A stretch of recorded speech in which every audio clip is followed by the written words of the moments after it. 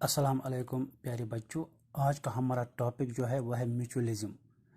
हम पढ़ रहे थे पॉपुलेशन इंटरेक्शंस, तो उसमें हमने कल पढ़ा था कंपटीशन। तो आज हम दूसरा इसमें पढ़ेंगे म्यूचुअलिज्म। म्यूचुअलिज्म है क्या? इसको हम प्लस प्लस इंटरेक्शन भी कहते हैं। Mutualism is an association between individuals of two different species. Both of them are benefited but can not live separately under natural conditions. ये वो एसोसिएशन है जिसमें दो डिफरेंट ऑर्गेनिजम्स या जो दो डिफरेंट स्पीशीज है वो एक साथ रहते हैं म्यूचुअली, जहाँ पर दोनों ऑर्गेनिजम्स को फ़ायदा पहुँचता है।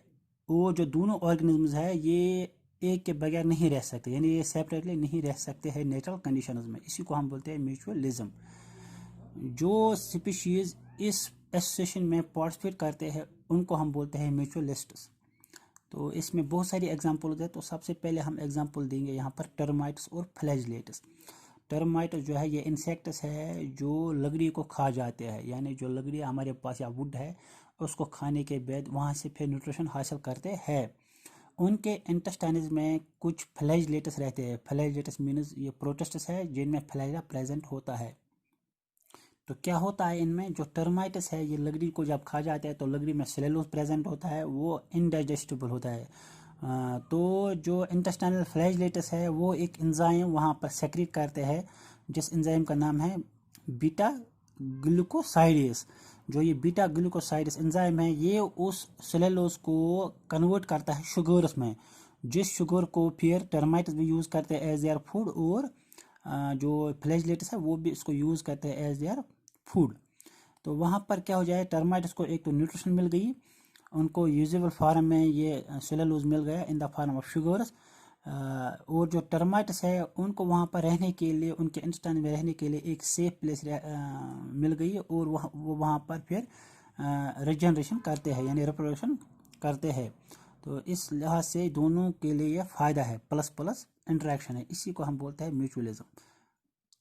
दूसरी इसमें एग्जांपल है ruminants and micro organisms. Ruminants हम बोलते हैं यूजुअली कैटल्स को, यानी डियर हमारे पास है, इसी तरह से हमारे पास शीप है, काव है, बिफेलो है, गोट्स है, कैमल्स है, इनको हम बोलते हैं रूमिनेंट्स। इनको रूमिनेंट्स क्यों बोलते हैं? क्योंकि इनके जो स्टमक होते हैं उनमें चार खाने होते हैं, चार चैम्बर्स होते हैं, उन्हीं में एक चैम्बर होता है सबसे बड़ा जिसको हम बोलते हैं रूमेन। तो इन्हीं के उसी की वजह से इनका नाम पड़ा है रूमिनेंट्स।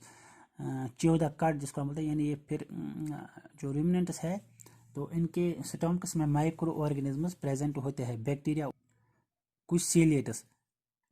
तो ये जो घास खाने वाले ये जानवर है, जब ये घास खा जाते हैं, प्लांट्स को खा जाते हैं, तो प्लांट्स में सेल वाल में प्रेजेंट होता है सेलुलोज। वो सेलुलोज इनडाइजेस्टेबल होता है, वो यूजुअल फार्म में नहीं होता है। तो जो ये बैक्टीरिया या जो सीलेट्स इनके इंटेस्टाइन्स में रहते हैं, इनके स्टमक्स में प्रेजेंट होते हैं, स्टमक्स में, तो वो वहाँ पर एक एंजाइम सेक्रेट करते हैं सेलेलेस। उस सेलेलेस की वजह से जो वो सेलुलोज है वो यूजुअल फार्म में डाइजेस्ट हो जाता है। फिर ये दोनों इसको यूज़ करते हैं फॉर देयर न्यूट्रिशन। तो इस तरह से जो रिमनेंट एनिमल्स है उनको एक तो उनको गुज़ा मिल गया, और जो वहाँ पर बैक्टीरिया है या जो सिलेटस है उनको वहाँ पर एक तो न्यूट्रिशन मिल गई, दूसरा उनको शेल्टर वहाँ पर मिल गया। बहुत सारे रूमिनेंट्स ऐसे हैं जिनको तकरीबन 90% जो इनकी न्यूट्रिशनल नीड्स है, एनर्जी है, वो इनको बैक्टीरियल फर्मेंटेशन से हासिल होती है। जो बैक्टीरिया इनके स्टमक्स में रहते हैं वो वहाँ पर फर्मेंटेशन करते हैं, फर्मेंटेशन प्रोसेस। तो ड्यूरिंग दिस फर्मेंटेशन प्रोसेस वहाँ पर मीथेन गैस प्रोड्यूस हो जाता है। बहुत सारा मीथेन गैस प्रोड्यूस होने की वजह से वहाँ पर फिर जब वो मीथेन गैस बाहर निकलेगा तो उसकी वजह से ग्रीन हाउस इफेक्ट हो जाएगा, ग्लोबल वार्मिंग। तो इसलिए ये आपने पढ़ा ही होगा कि जो एनिमल्स है उनके कवडंग जो उनका होता है उसमें मीथेन गैस प्रेजेंट होता है। तो थर्ड जो एग्जांपल है इसमें वो है सी anemone and crab. C anemone ये एक एनिमल है, एनिमल स्पीशीज है, आर्थ्रोपोड है, सीज में पाया जाता है। उसके साथ एक क्रैब के साथ एक एसोसिएशन होते हैं, म्यूचुअलिस्टिक एसोसिएशन। तो वहाँ पर क्या हो जाता है, जो सी एनिमोन है ये लोकोमोशन नहीं कर पाता है एक जगह से दूसरी जगह।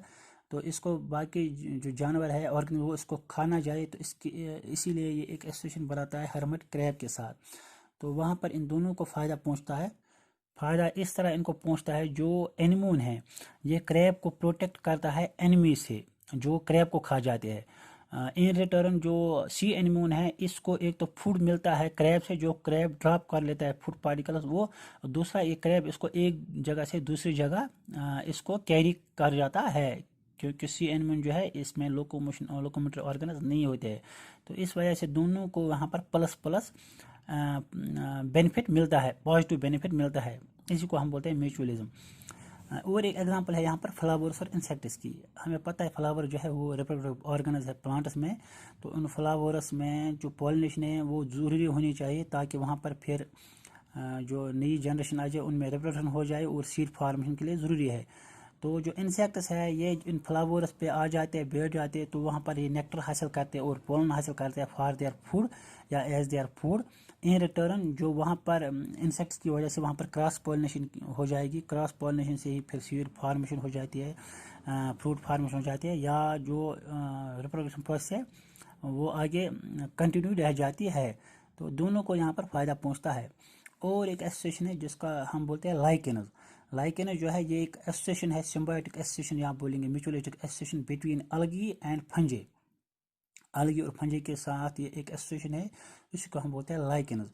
ये दोनों एक साथ रहते हैं म्यूचुअलिस्टिक रिलेशनशिप में। तो जो अलगी है by the process of photosynthesis वो फूड तैयार करते हैं, उस फूड को दोनों ये ऑर्गेनिज्म यूज़ करते हैं, लाइकेनस फंजे भी और अलगी भी। जो फंजे है इन रिटर्न वो क्या करता है, वो तो एक इनको प्रोटेक्ट करता है अलगी को, दूसरा वो वहाँ पर वाटर और जो मिनरल्स है वो एब्जॉर्ब कर जाता है, फिर अलगी को भी वो ज़रूरत होता है फॉर देयर न्यूट्रिशन। जो लाइकेनस में जो मेन बॉडी होती है वो फंजे की होती है, तो ये याद रखने वाली बात है। और एक एग्जांपल है राइजोबियम एंड लेग्यूमिनस प्लांट। जो लेग्यूमिनस प्लांट हमारे पास है जैसे पी प्लांट्स है, ग्राम्स है, बीन्स है, जिनके रूट्स में नाइडुलस डेवलप हो जाते हैं। उन नाइडुलस में एक बैक्टीरियम वहाँ पर शेल्टर लेता है जिसका नाम है राइजोबियम। तो ये दोनों ऑर्गेनिज्म भी म्यूचुअलिस्टिक एसोसिएशन में रहते हैं। जो राइजोबियम बैक्टीरिया है ये वो वहाँ पर रूट नाइडुलस में एटमॉस्फेरिक नाइट्रोजन है उसको फिक्स करता है, उसको कन्वर्ट करता है अमोनिया में, जो अमोनिया फिर प्लांट्स यूज़ करते हैं for formation of amino acids. जो अमीनो एसिड्स उसको फिर आगे ज़रूरत लग जाते हैं for their growth and development, यानी उनको वहाँ पर नाइट्रोजन मिलता है प्लांट्स को, और जो बैक्टीरिया है उनको प्लांट्स की वजह से क्या मिलता है, वाटर, मिनरल्स और ऑर्गेनिक फूड। तो इस वजह से दोनों को वहाँ पर फ़ायदा पहुँचता है। इसी तरह से और एक एग्जांपल है इसमें mycorrhiza. Mycorrhiza it is an association of fungi with the roots of higher plant. ये हमने पढ़ा भी है, यानी फंजे की एक एसोसिएशन रहती है हायर प्लांट्स के रूट्स के साथ, यूजुअली जिम्नोस्पर्म्स के साथ, कॉनिफेरस यानी पाइनस फॉर एग्जांपल, या देवदार है हमारे पास, इनके साथ इनकी एसोसिएशन रहती है। तो वहाँ पर क्या फ़ायदा पहुँचा, जो फंगस है ये एब्जॉर्ब कर जाता है वाटर और मिनरल सॉइल से, जो कि दोनों के लिए ज़रूरी है, फंजे के लिए भी और हायर प्लांट्स के लिए भी। इन रिटर्न जो हायर प्लांट है जब वो उनमें फोटोसिंथेसिस हो जाएगी तो वहाँ पर जो ऑर्गेनिक फूड बनता है वो फिर फंजे भी यूज़ करते हैं और प्लांट्स भी। इस तरह से हमने देखा कि जो म्यूचुअलिज्म है ये एक पॉजिटिव इंटरेक्शन है, जहाँ पर दोनों ऑर्गेनिज्म जो सिम्बायोटिक एसोसिएशन में रहते हैं या जो म्यूचुअलिस्टिक एसोसिएशन में रहते हैं उनको दोनों को फ़ायदा पहुँचता है। Thank you.